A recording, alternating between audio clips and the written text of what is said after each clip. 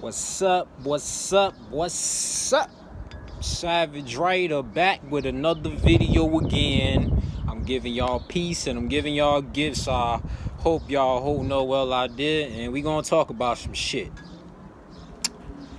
So, how's quarantine going? Good? Bad? You just don't care, right?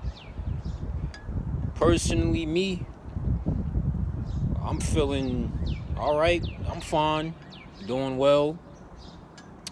Making some progress on certain things, and I wanted to talk about what this is teaching us. Now, I'm not going to go too in depth about coronavirus and all that, because y'all know what's going on. Who doesn't, man? But you gotta think. You gotta really look at it with a different pair lens. Why is this really happening? Why am I forced to sit in confinement? Why am I forced to not have the ability to not do the things that I want? Why am I forced to be with myself? Why am I forced to alter my course of action? Why am I forced to be in this hellhole you call a household? I know that's what some of y'all thinking out there, right? Had a little hiccup right there, but I know that's what some of y'all probably thinking or whatever, but it's not a bad thing. Because you got to understand what's happening right now. A big shift is taking place. And I know you've been hearing that a lot, but really this situation goes to show you who's going to survive and who's going to die off. Because there's one common thing I notice. People go for anything that they hear. People will settle for things because it's comfortable, it's easy, it's more convenient. Instead of going out there into the yonder and finding whatever it is that makes them whole or that could improve their lives greatly. A lot of people are rooted into the media. News is on every fucking day. Like they all showing the same shit.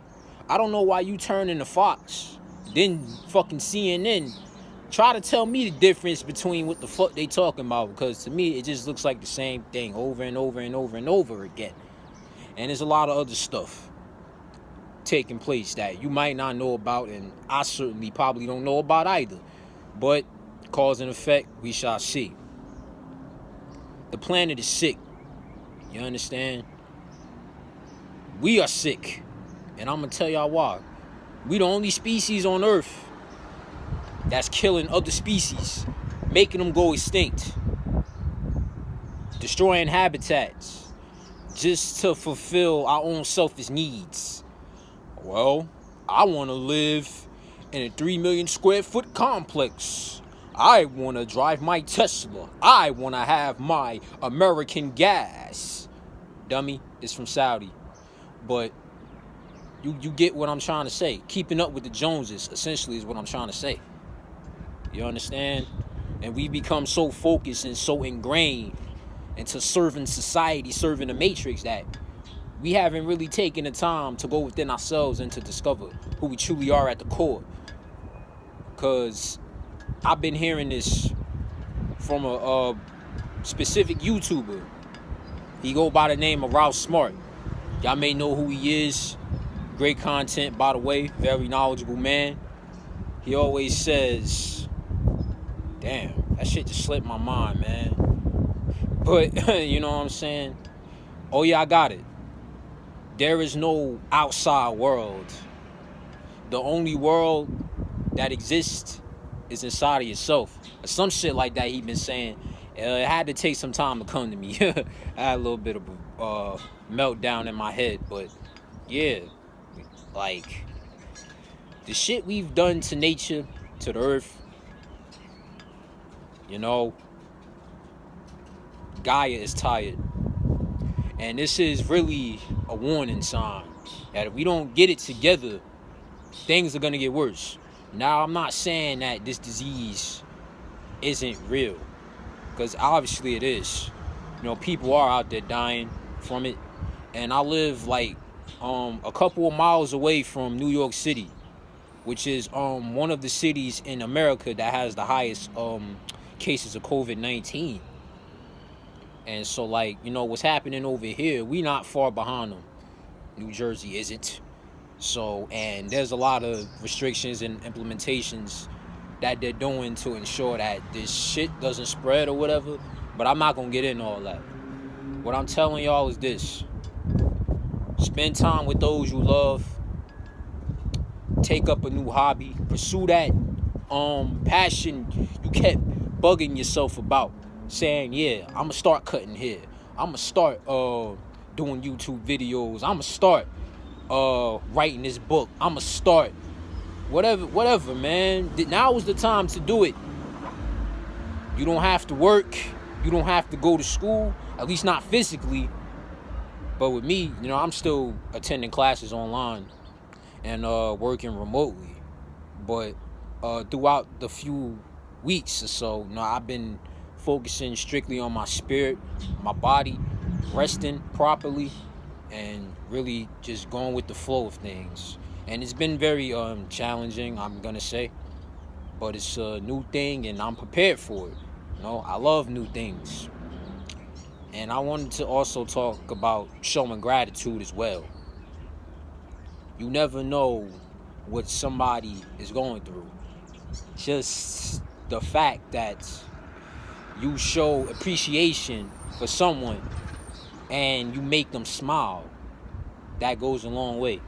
And I want to talk about something that I did over the course of this weekend. So I said about a week or two ago, I wrote this poem to this sorority that I had did some work with. Me personally, I'm not affiliated with any of that. Not my cup of tea.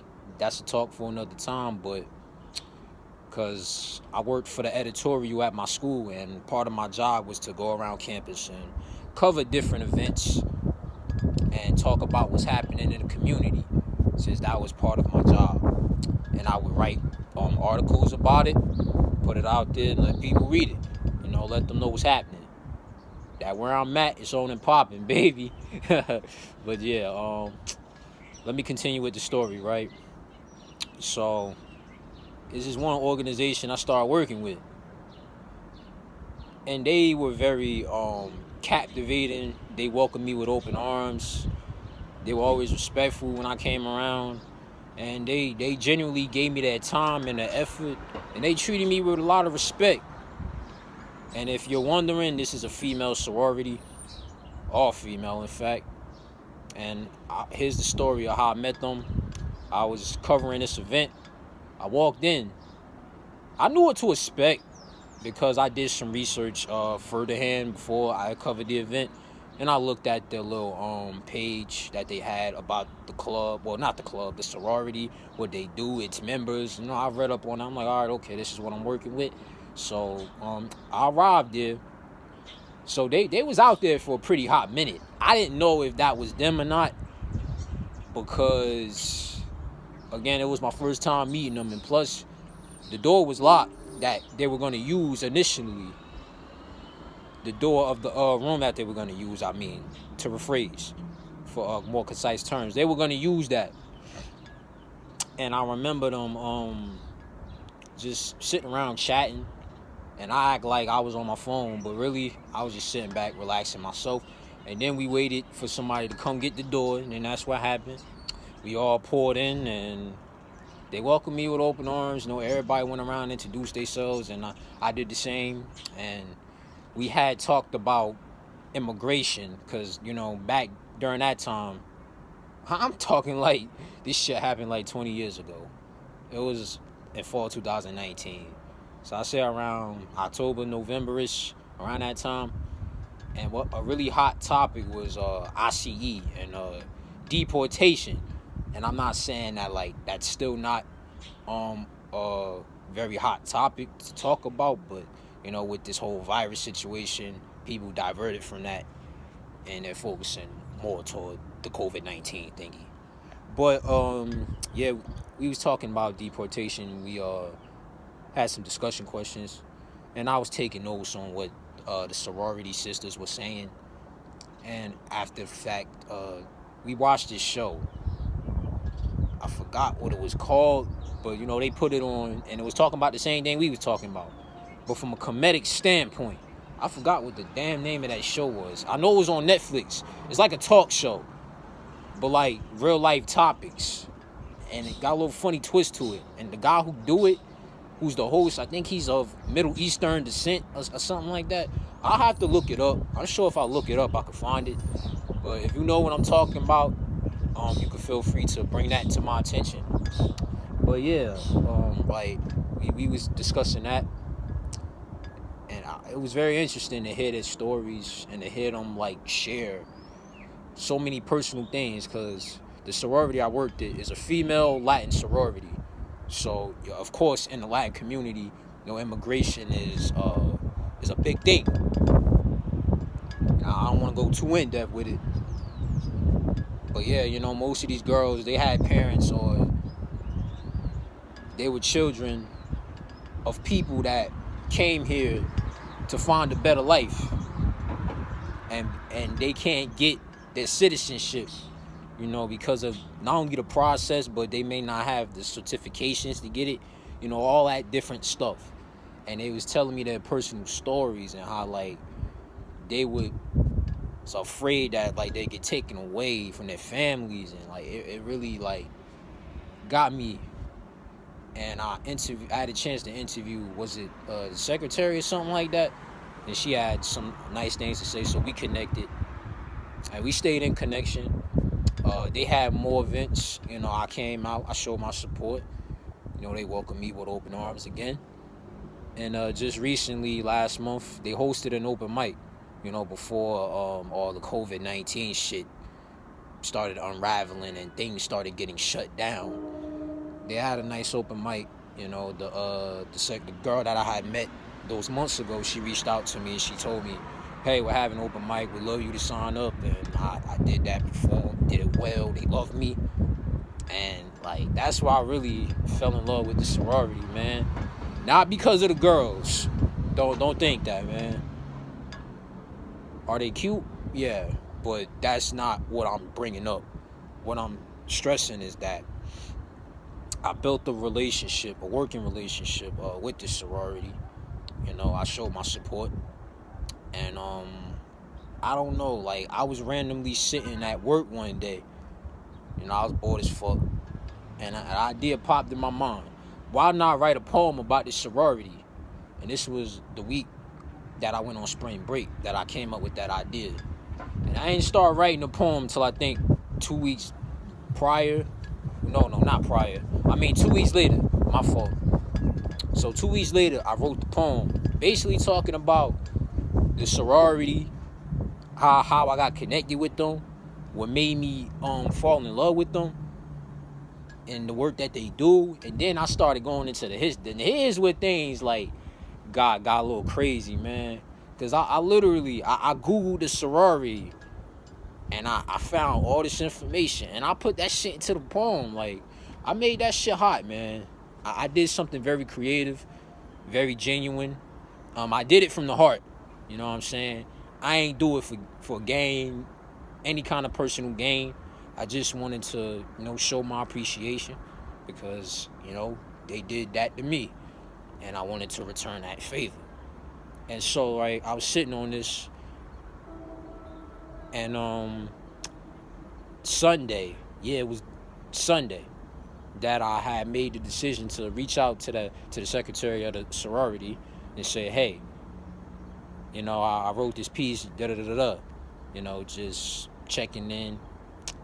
And I sent it, and then I believe like not even an hour later, say about a couple minutes, I got a response immediately. Of course, I didn't read the DM right away. This was on Instagram, and she said she thanked me, and she told me that she wanted to show her sisters. And next thing I fucking know, like I back out the app, cause I was doing some work. So I was in and out. And then I look, I'm like, holy shit. Some of the sisters follow me on Instagram, and I was getting so much love. Like, literally, like, these people were showing me so much support.